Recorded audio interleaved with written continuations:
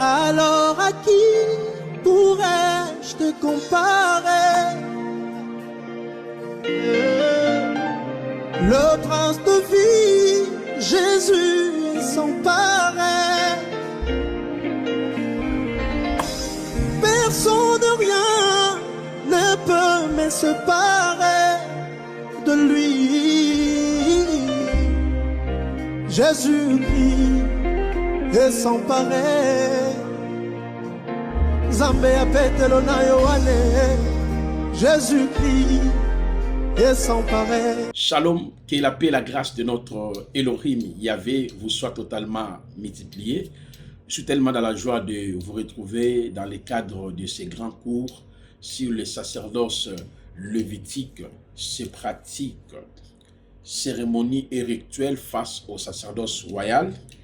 Un cours qui est tiré de mon ouvrage qui porte le même titre, les sacerdoces lévitiques, ses pratiques, cérémonies et rituels face au sacerdoce royal. Mais par la grâce de notre Elohim, nous sommes en train d'avancer. Il nous reste, je crois, la dernière leçon pour que nous puissions clôturer d'abord les sacerdoces lévitiques et les sacerdoces royales. Et par après, nous allons continuer sur les lieux du sacerdoce lévitique, les tabernacles. Là, il y a aussi un ouvrage de 500 pages que j'ai écrit sur le tabernacle.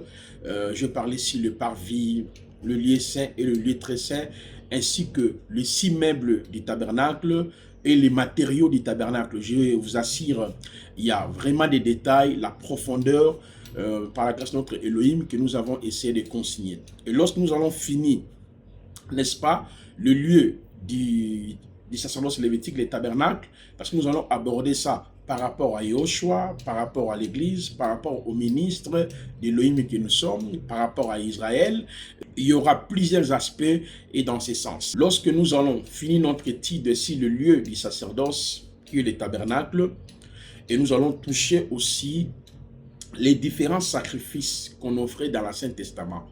Il y a déjà un ouvrage que j'ai écrit sur cela, le 2 visages de Yoshua face aux 2 visages d'Adam. Donc je pense que vous n'avez pas encore reçu ça. Si tout va bien cette semaine, vous en aurez déjà. Parce que je vous ai dit, le cours sur les sacerdoces a 9 fascicules, mais vous avez déjà reçu 8 fascicules. Alors nous sommes en train d'avancer par la grâce de notre Elohim. Il nous reste seulement 2 séances de vidéos. La vidéo que j'ai faite aujourd'hui, et puis demain, nous allons clôturer la première partie sur les sacerdoces, et puis nous allons vous fixer pour un temps de live face à face avec les professeurs. C'est là où vous allez pouvoir poser vos questions par rapport à tout ce que vous avez appris de le début de ces grands cours. Avant que nous puissions continuer sur notre enseignement, parce qu'on s'est arrêté sur le terme consécration, n'est-ce pas, lavage du corps, et puis le port de vêtements, et voilà, c'est sur ces points-là qu'on s'est arrêté. Nous avons déjà expliqué bien des choses. Aujourd'hui, je dois beaucoup plus me focaliser sur le terme ordination.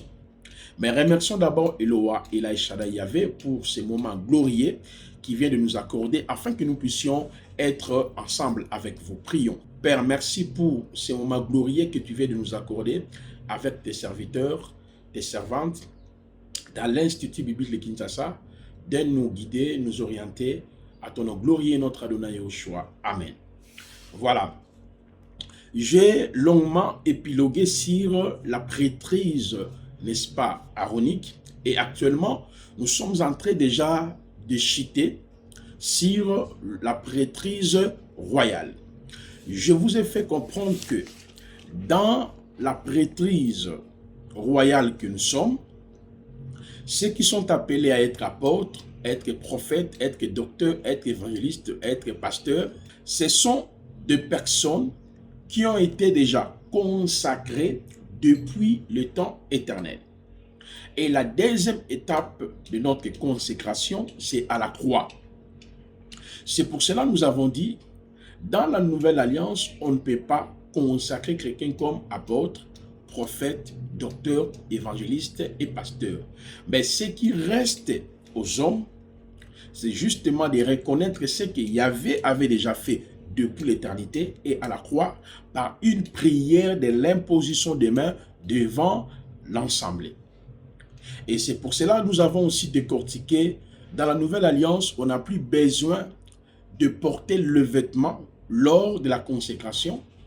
On n'a plus besoin de porter le vêtement lors de l'ordination, parce que le mot consécration se résume par rapport à l'élection de Yahweh depuis le temps éternel et à l'œuvre accomplie à la croix, l'œuvre achevée. Et c'est pour cela qu'on va voir aujourd'hui d'où vient le mot l'ordination et comment les choses furent organisées dans l'Antiquité en parlant de ce terme l'ordination. Et nous avons décortiqué aussi le vêtement pour nous, c'est le Saint-Esprit. Et en même temps, nous avons expliqué, il y a une difficulté, une confusion sur le terme l'huile d'onction ou sacrée, ainsi que onction d'huile. Et nous avons essayé de décortiquer en vous disant, beaucoup des hommes d'Élohim tombent dans cette confusion. Parce que l'huile d'onction, qui représentait le Saint-Esprit, c'était une huile mélangée, c'était une huile qui était réservée pour les rois, les sacrificateurs. Vous voyez ça? Le roi, les sacrificateurs, le prophète et les objets sacrés. Mais dans la Nouvelle Alliance, cette expression est remplacée par le Saint-Esprit. Mais l'expression qui reste, c'est onction d'huile. Alors, lors de la consécration d'Aaron, on avait utilisé l'huile d'onction. Mais lors de nos consécrations, comme apôtres, prophètes, docteurs, évangélistes, les gens utilisent l'huile d'olive ou bien onction d'huile. C'est une confusion. Or, l'onction d'huile, nous avons décortiqué, c'est une expression qui est attachée justement pour ceux qui sont malades. Jacques chapitre 5, le verset 14 à 15, et puis Marc chapitre 6, depuis le verset 12 à 13, et dans ces passages, on nous montre clairement que si quelqu'un est malade, on doit appeler les anciens pour que les anciens puissent oindre la personne. Mais comment ça fait-il? Nous pouvons prendre une huile qui est destinée pour appliquer sur le corps de ceux qui sont malades et de poser ça sur la tête de celui qui est appelé à être apôtre, à être prophète, à être docteur, à être évangéliste. Mais c'est une confusion énorme. C'est pour cela que nous avons dit, tu ne peux pas servir Elohim dans la Nouvelle Alliance comme apôtre, comme prophète, comme docteur, comme évangéliste et pasteur, si vous n'avez pas compris le changement du sacerdoce. Au-delà de cela, il faudrait aussi que les 5 étapes par lesquelles Yahvé confirme le ministère soient, n'est-ce pas, établies dans votre appel. Et si les 5 étapes ne sont pas établies, voyez, j'ai parlé ici de la vision ou la révélation. Les gens peuvent dire, tu es apôtre, tu es prophète, tu es docteur, tu es évangéliste, mais vous-même, qu'est-ce que Yahweh vous a dit? Est-ce qu'il a envoyé un ange pour vous parler? Est-ce que lui-même est venu vers vous? Et nous avons parlé aussi sur l'exercice ministériel. Donc, c'est dans l'exercice que nous allons remarquer, en réalité, cet homme a été appelé par Yahweh à être apôtre, prophète, docteur, évangéliste, et jusqu'à ce qu'il y aura la prière de l'imposition des mains, que les autres confondent, ils appellent ça l'ordination ou la consécration. Vous voyez ça? Ce sont des choses que nous avons déjà vues. Maintenant, si déjà un homme de Elohim, il prend l'huile d'olive, il confond cela avec l'huile d'onction. Or, c'est l'huile d'onction qu'on déposait sur la tête du roi, des prophètes, des sacrificateurs et les objets sacrés. Mais l'huile d'olive, qu'on appelle sous d'autres mots onction d'huile, On ne peut pas déposer ça sur les apôtres, le prophète, le docteur, les évangélistes. Au cas où la personne a le problème de peau et il souffre, c'est en ces moments-là on peut faire l'usage de l'huile d'olive ou onction d'huile. Donc remarquez déjà, il y a une forme de confusion qui a pris place dans nos assemblées. C'est pour cela, l'objectif de ce cours, c'est pour vous aider. Même moi-même qui vous enseigne, je passais par cette procédure-là. J'avais l'école pastorale, puis on a déposé l'huile sur moi. Je passais par cette voie. Mais Yahweh nous a éclairé. Ce qui est bon, les gens qui nous ont prêché la parole dès le début de notre marche avec Yahweh, on a fait aussi un travail auprès de nos pères pour pouvoir leur apporter la parole. Voilà la procédure. Et humblement, ils ont accepté. C'est pour cela que je vous ai dit, ce cours n'a pas pour but de s'attaquer à une congrégation ou de s'attaquer à un groupe de pasteurs. Non. C'est pour nous aider, nous tous, à comprendre que les sacerdoces royal est différent avec les sacerdoces lévitiques. C'est pour cette raison, je vous avais dit, d'autres confondent même l'ordination et la consécration. Tu verras, certains pasteurs parlent de l'ordination. D'autres parlent de la consécration. Pour nous, les chrétiens, écoutez-moi très bien, nous avons compris que dans la Nouvelle Alliance, on peut parler de la consécration. Mais si on doit parler de la consécration, ceci c'est dévolé. La consécration comme l'action de mettre quelqu'un mis à part, à côté, ça c'est l'œuvre de Elohim depuis le temps éternel. Eh bien, il y a la consécration aussi que Elohim a accompli à travers le sacrifice de Yahushua à la croix. Donc, tous les élus ont été déjà consacrés, veut dire mis à part, sanctifiés, dédicacés et à côté. Mais, nous qui sommes dans la Nouvelle Alliance, nous ne pouvons pas faire appel au mot ordination lors de la reconnaissance ministérielle. On ne peut pas parler aussi de la consécration parce que celui-là que Yahweh a appelé à être apôtre, prophète, docteur, est déjà consacré. Et on ne peut pas ordonner cet homme-là. C'est pour cela que nous allons voir d'où vient l'ordination. L'ordination, en réalité, c'est une pratique qui se faisait dans l'Antiquité. Et lorsqu'on parle de l'ordination, vous le trouverez dans l'ouvrage. Il y a tout un chapitre où je suis en train d'aborder sur la consécration et je vais même parler de l'ordination d'une manière approfondie. Donc à partir de la page 154, vous trouverez tous ces détails qui sont ici. Et j'ai même dit, dans l'Antiquité, Romain, le mot ordre désignait au sens civil de corps constitués, par exemple l'ordre des médecins. L'ordination désignait ainsi l'intégration dans un ordre. Au VIe siècle, la théologie et le ministère étaient désormais réservés aux prêtres et aux évêques. Aussi avait-on recours à l'ordination comme rite d'introduction dans ce monde très fermé. Donc dans l'Antiquité, à partir du VIe siècle, pour devenir prêtre, c'est-à-dire comme pasteur, apôtre, docteur, pour eux, il fallait passer par l'ordination. Or, selon les textes bibliques, tout celui qui est né de nouveau est déjà prêtre. Nous avons lu ça avec vous dans l'Apocalypse 5, le verset 8 à 10, et nous avons lu aussi avec vous dans l'Apocalypse chapitre 1er, 4 jusqu'au verset 6e, ainsi que dans 1 Pierre 2, 8, 9. Ce sont des textes que nous avons déjà lus, ça ensemble avec vous, où on nous montre que Elohim a fait de nous un royaume de prêtres. Mais au fil du temps, il y a un groupe de gens qui ont décidé, non, pour devenir prêtre, il faut passer par l'ordination. C'est ce que je suis en train d'évoquer ici dans mon ouvrage.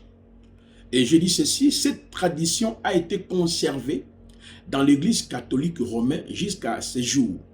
À cette occasion, l'Église prie de façon particulièrement intense à travers une grande supplication litanique chantée dans laquelle elle invoque le saint tandis que l'ordinant est allogé. L'ordination sacramentale a eu lieu en plusieurs étapes dont nous allons expliquer la signification. Donc c'est une pratique qu'on retrouve aujourd'hui. Quand vous fréquentez par exemple les églises catholiques, il y a un groupe de gens qu'on appelle les prêtres. Mais nous, par rapport au sacerdoce royal, tout le monde est déjà prêtre.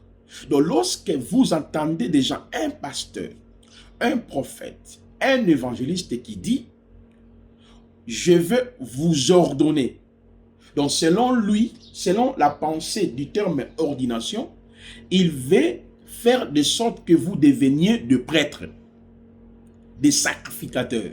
Est-ce que cela est fondé? Cela n'est pas fondé.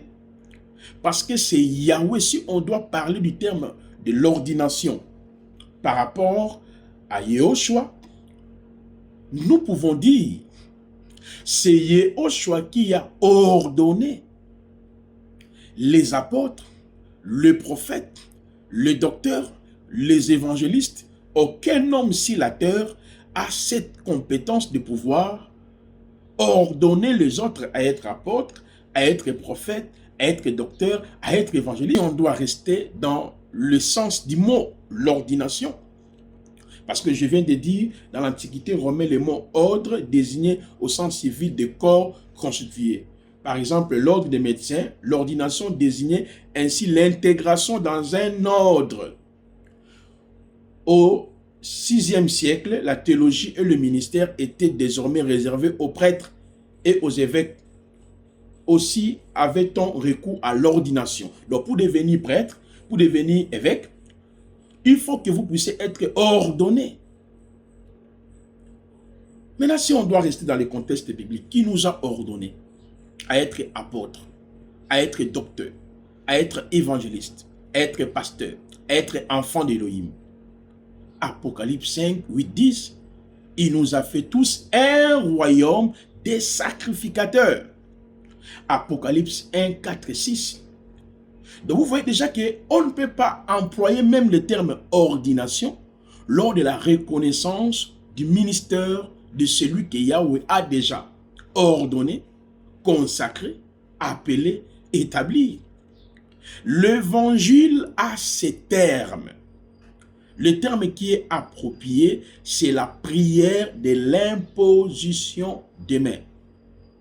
C'est le terme qui est approprié. La prière de l'imposition des mains, Actes chapitre 13, le verset 1er jusqu'au verset 3e. La parole est claire. Pendant qu'ils servaient l'Éternel, l'Esprit dit, mettez-moi à part Paul et Barnabas, qui les a appelés? C'est Yahweh. Et les hommes, c'est-à-dire les aînés et l'Église, qu'est-ce qu'ils avaient fait? C'était justement de prier pour ces derniers, de reconnaître leur ministère. Donc même si on peut rester sur le terme l'ordination, on comprend clairement que aucun homme sur la terre peut ordonner à son frère à être pasteur, à être docteur, à être évangéliste. Maintenant, ce que nous voyons aujourd'hui dans nos assemblées, où les pasteurs, le prophète, le docteur, les évangélistes ordonnent les autres, cela nous rappelle sur les 4 types d'appels que j'avais expliqués ici. Il y a l'appel qui vient par Elohim, par Satan, par les hommes, par l'homme lui-même. C'est pour cela que les gens cherchent des ordinations. Oh, il faut que je sois ordonné pasteur. On vient de m'ordonner évangéliste. On vient de me consacrer pasteur. On vient de me consacrer docteur. On vient de m'ordonner archipape. On vient de m'ordonner, n'est-ce pas, un grand pasteur. Vous voyez ça, mes chers frères et sœurs? C'est parce que on n'a pas compris. On n'a pas compris. Et je viens de vous dire que cette pratique existe dans l'Église catholique. Parce que eux, ils sont restés dans les contextes, dans le vrai sens du mot ordination, ce n'est pas tout le monde qui est prêtre. Voilà pourquoi on parle des fidèles de l'Église catholique. Mais dans l'Église catholique, il y a le prêtre. Les prêtres ont été ordonnés. Nos églises ont imité seulement l'ordination. Regardez là où il y a la confusion. Ils ont pris une partie de la consécration, selon l'Ancien Testament. Ils ont pris une partie de l'ordination, selon l'Église catholique. Bien sûr, ça a commencé déjà à partir du 6e siècle. Vous voyez, par un groupe de théologiens catholiques qui disaient pour que tu sois prêtre, sacrificateur, il faut que tu sois ordonné.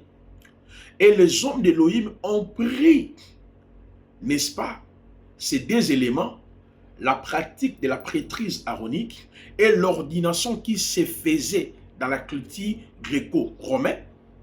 Et ils ont ramené ça à l'église. On doit t'ordonner. On doit te consacrer. C'est pour cela, lors de l'ordination, lors de la consécration, on voit la même chose qui se faisait déjà dans l'Antiquité. La première des choses, la personne qu'on veut ordonner à être prêtre, il va passer dans la première étape, l'imposition des mains par tous les évêques présents symbolise la transmission de la tradition apostolique, exprime l'invocation de l'Esprit Saint. Ça, c'est la première étape. C'est pour cela, lors de l'ordination, vous allez voir tous les pasteurs, tous les bishops, tous les évangélistes, une confusion énorme dans nos assemblées. C'est parce qu'on n'a pas compris la prêtrise. Je reviens sur ce que je suis en train de lire.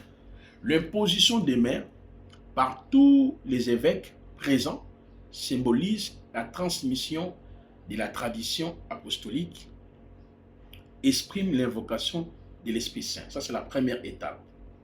La deuxième étape, la prière d'ordination, rappelle que l'ordinant se situe dans la lignée des chefs et des prêtres institués par Elohim de tout temps. L'évangéliaire ouvert est alors posé sur la tête de l'ordinant pour signifier qu'il est ordonné au nom de l'évangile qu'il reçoit pour le port aux autres. Troisième étape, l'onction d'huile. La tête de l'ordinant est ointe par l'évêque, célébrant principal avec le Saint-Seine. Cette onction signifie que le Saint-Esprit le pénètre de sa grâce pour sa nouvelle mission. C'est grave. 4. La remise de l'évangile souligne la mission essentielle de l'évêque. On va les remettre soit une Bible. La remise de l'évangile souligne la mission essentielle de l'évêque, annoncer l'évangile de Yahushua HaMashiach mort et ressuscité. 5. La remise des signes de la charge épiscopale. L'anneau épiscopal représente la fidélité de l'évêque à l'église, épouse d'Hamashiach et la fidélité d'Élohim à son peuple. La mitre qui notifie l'appel à la sainteté et montre la place spécifique de l'évêque parmi les hommes. Et enfin, la croix symbolisant les bâtons pastoral qui évoque la mission du pasteur prend soin de son troupeau. Vous voyez, tout ce que nous voyons, il y en a qui portent des croix, qui portent des bagues, qui portent des chapeaux, qui ont des bâtons. Or, c'est ça en fait l'Église catholique que nous avons ramené dans l'Église. Nous avons ramené des pratiques qui ne tiennent même pas debout dans nos assemblées au nom de l'ordination. Est-ce que vous comprenez? Vous voyez, nous avons ramené des pratiques bizarres dans nos assemblées. Des pratiques qui n'ont rien à voir avec la prêtrise, n'est-ce pas, aaronique. C'est pour cela que vous allez voir tous les pasteurs avec des kippas, avec des bâtons, avec des chaînettes, avec des bagues. On m'a ordonné comme évêque. On m'a ordonné comme évangéliste. Tu verras quelqu'un qui était pasteur, il dit, non, je ne suis plus pasteur, maintenant je suis devenu évêque. Ah bon? On verra ici le ministère séculier. Évêque, c'est un ministère inférieur. Les évêciens sont établis par les apôtres, le prophète, le docteur, les évangélistes. Comment vous êtes déjà? Apôtre, prophète, docteur, évangéliste. Tout ministre d'office est évêque. Mais par quel bâton magique vous avez abandonné le ministère à être apôtre et prophète? On va t'ordonner pour que tu deviennes évêque.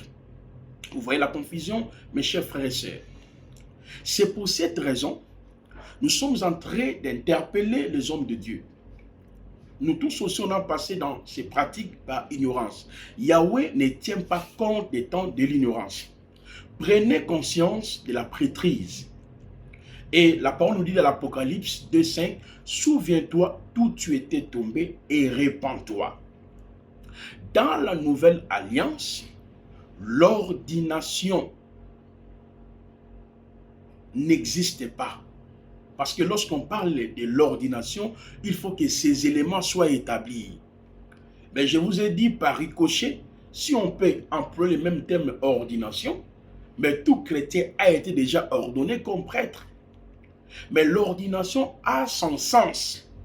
Lorsqu'on parle de l'ordination, il faut qu'on voit les bâtons, chapeau, bac, chaînette, Bible.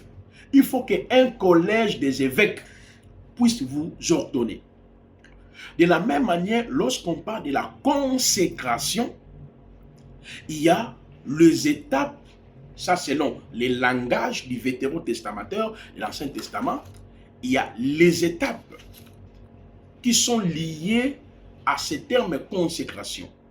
Les éléments obligés pour la consécration, la procédure de la consécration et la durée de la consécration. Si vous avez été appelé à être pasteur, docteur, évangéliste, vous avez été déjà consacré. Ou bien vous avez été déjà ordonné, si on peut emprunter ces termes-là. Bien si ça ne tient pas, je prends le terme pour pouvoir justement vous rappeler. J'utilise les termes justement pour pouvoir vous faire comprendre en fait la chose. Revenons sur la bonne parole, sur la doctrine. Je pense que vous avez compris que dans la nouvelle alliance, on n'a plus besoin de la consécration à la manière des hommes. On n'a plus besoin de l'ordination. On n'a plus besoin, n'est-ce pas, de lavage du corps.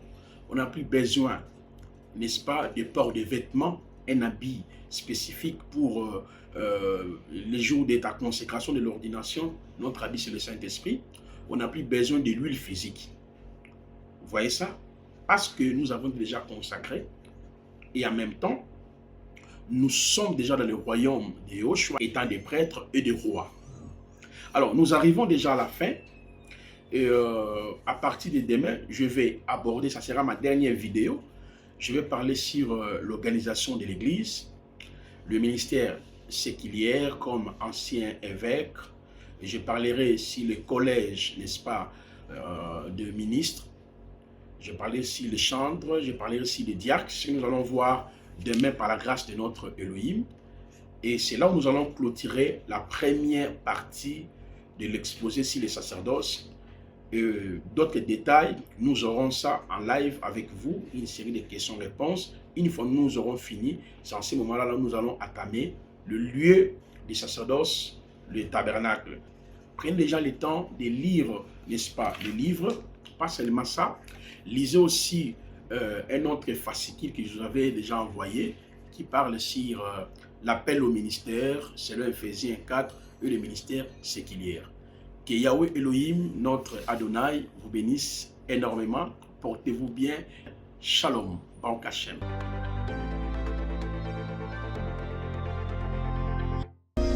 Alors à qui pourrais-je te comparer? Le prince de vie, Jésus est sans pareil. Personne de rien ne peut me séparer de lui. Jésus-Christ est sans pareil. Zambé a pételo na Yohane. Jésus-Christ est sans pareil.